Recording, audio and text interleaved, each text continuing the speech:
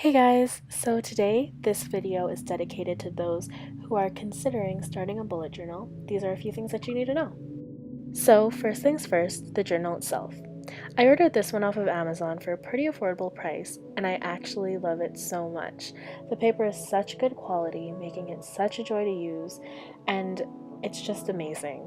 Everything about it is amazing. My favorite part is that it is grid lined.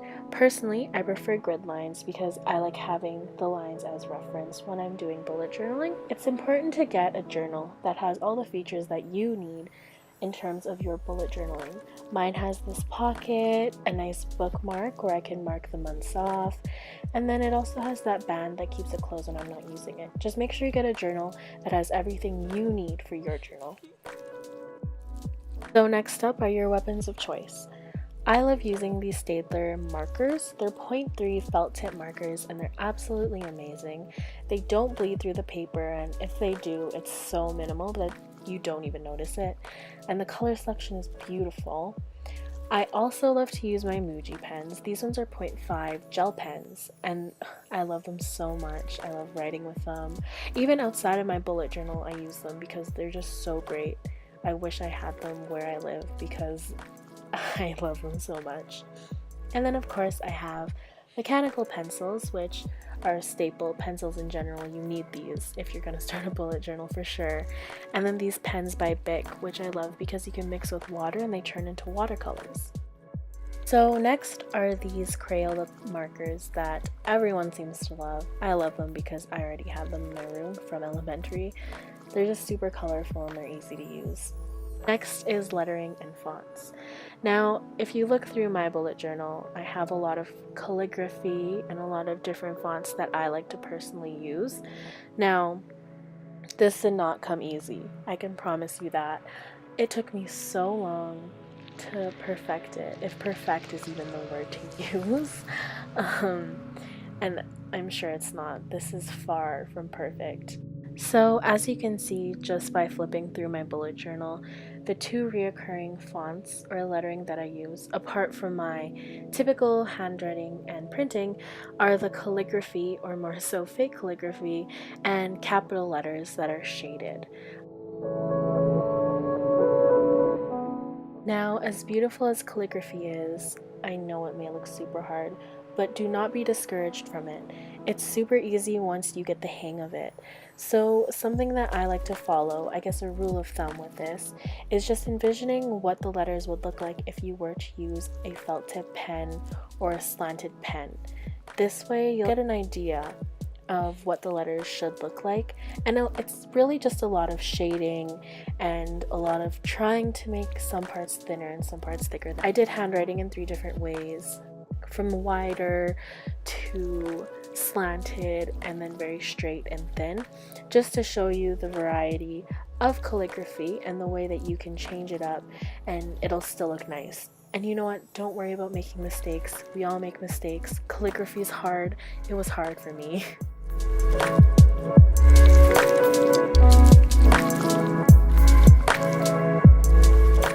Here's a quote from one of my favorite TV shows ever. If you have been watching me, you know that I love this show, Scam. One of the characters, Nora, has this on her wall, and I really loved the message. It's something that I personally need to think about more, and something that would really change the lives of a lot of people. Anyway, apart from that, I chose to show you guys how I do calligraphy on this font, just because the first thing that I was showing you was the letters separated, but now they're together. Make sure that the letters are far enough that it won't look congested once you add the shading. Personally, for me, when I handwrite, the letters are a lot closer than this. But when I know that I'm going to do calligraphy, I make sure I put them a little farther away from each other just so I have room for shading and stuff like that. Now, in no way, shape, or form am I telling you that this is what it has to look like. Obviously, you can make your calligraphy whatever you want it to look like. This is just what I follow personally because I think it looks nice. But you do whatever you want to do. It's your bullet journal, it's your calligraphy, it's your own style. I guess I've just inherited this as my calligraphy style, but I will do a more in-depth video on it if you guys want to learn a more in-depth way to do it.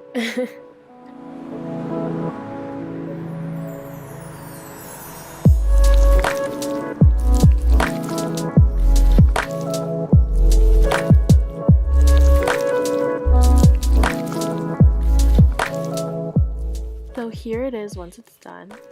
As I stated before, I also like to do the capital letter one font or writing. This one's a lot easier because it's just based upon your own printing. So all you really have to do is just make one side of the letter thicker than the other, and that's it. It's pretty easy and it makes it look really nice, especially when you add color to it. So as you can see here, I like to choose this side of the letters, but it changes sometimes. I usually just like to stick to this side though.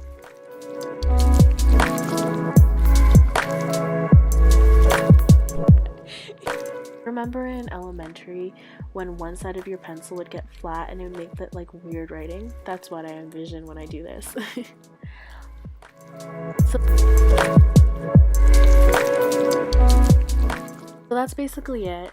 I guess the number one thing that you should know if you want to start a bullet journal is to make sure you stay very consistent and motivated throughout the entire time that you have it, because you will have to take time out of your day to fill it out, but it's not too bad. I hope you enjoyed this video, and thank you so much for watching. If you like content like this, don't forget to subscribe, and I'll see you next time.